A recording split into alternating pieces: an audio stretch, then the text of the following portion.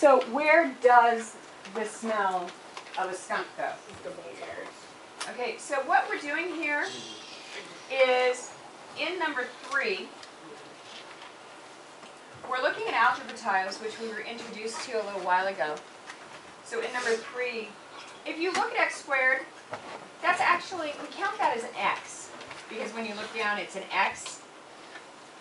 In factoring a trinomial, we are looking at, how we get the trinomial is we literally look at the boxes. So I have an x squared, and I have 1, 2, 3, 4, 5, 6, 7, 8 x's. 8 x's. And I have 5 by 3 and 15 ones. That's the trinomial we're factoring. I just count the boxes and look at what they are. So that's the trinomial. So here, I've got an x bar, right? I've got x, and this is ones bars. So x plus, there's 1, 2, 3, 4, 5 ones bars, see? And if I look sideways, it's all about rows and columns. I've got an x, and how many ones bars do I have this way? 1, 2, 3, right? I've just factored that trinomial. Algebra tiles make it really easy. Okay. So you see how the relationship is? There's the x bar, and there's 1, 2, 3, 4, 5. There's the x bar, and there's 1, 2, 3. So we factored x plus 5 and x plus 3. And what we had to begin with was x squared, and 1, 2, 3, 4, 5, 6, 7, 8 x's, and 1, 2, 3, 4, 5, 6, 7, 8, 9, 10, 11, 12, 13, 14, 15. That's the trinomial, and that's the factored form. That's what we're talking about. Now, what happens when you don't have algebra tiles? How do you factor it then? So if we're looking at x squared plus 7x plus 10. We need our trinomials in standard form.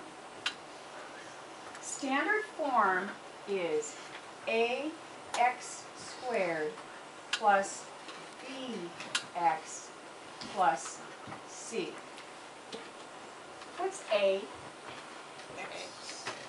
No. What's 1x squared. 1. A is, so this trinomial is 1x squared plus, what's b? 7x, and what's c? 10. Okay. So in order to factor a trinomial, and this is using a graphic organizer, we use 2 things. We use a generic rectangle, and we use a diamond. Okay? And on the generic rectangle, we set it up ax squared c and b to begin with. Okay? Hopefully you're taking notes or making sure you're putting notes online. After you get it that way, then you multiply a times c at the top of your triangle. So to put it in place in our example, I'm going to make it slightly smaller. 1x squared, 10, 7, and 10. Okay? So for those people that haven't been doing diamond problems with me, when you solve a diamond problem, what you ask yourself is what 2 numbers multiply to be 10 and add to be 7? What is it? 5 and 2. 5 and 2 or 2 and 5. Order doesn't matter. 5 and 2. Okay? So we just solved the diamond problem. So then what we do is we put them in the boxes with an X following them. And again, order doesn't matter. If you put the 2 in the top and the 5 in the bottom, it doesn't matter. Because then what you're going to do is find greatest common factors by column and by row. So what do 1x squared and 2x have in common?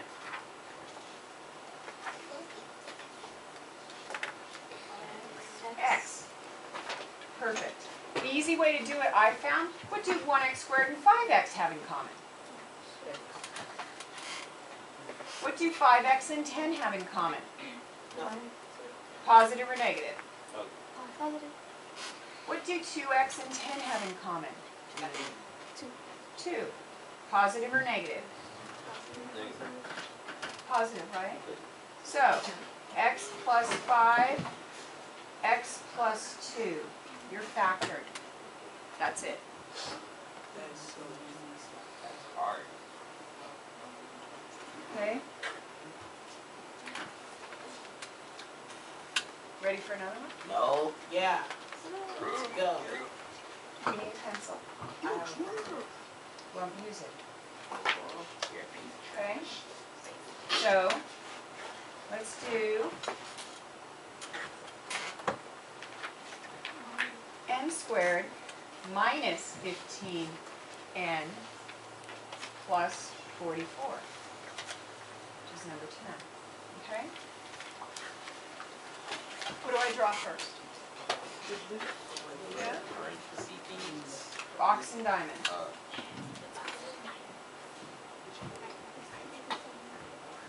Okay? What am I going to put in this top box? A. A, which is 1, n squared. What do I put in the bottom box? 44. 44. What do I put at the bottom here? B. What is B? 15. What kind of 15? N. Negative. It's going to be negative 15. Take into Oh, yeah. consideration your operators. What am I going to put in the top box? A and C. Which is 44 times A times C. 1 times 44 is 44. What can we multiply to be 44 and add to be negative 15? Wait. What multiplies to be 44 and adds to be negative 15? Yeah. Negative 59. Huh? Negative 59. No, it multiplies to be 44, adds to be negative 15. Negative 11. Negative 11 And positive and 4. negative 4. Negative 11 and negative 11 times negative 4 is positive 44. Negative 11 plus negative 4 is negative 15. Yay. Oh my god. So, negative 11 and negative 4 n. Again, it doesn't matter which way you do it.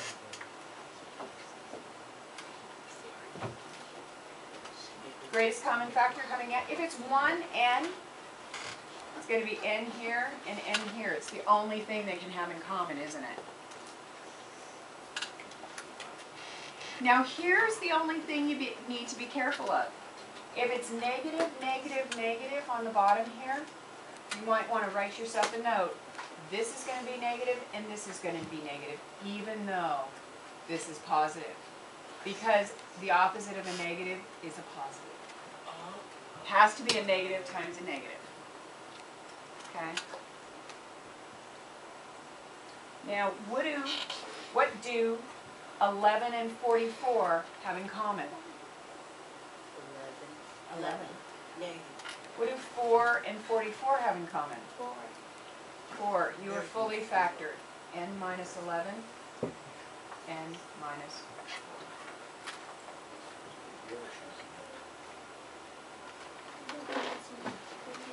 Okay? One more? How about one like 18?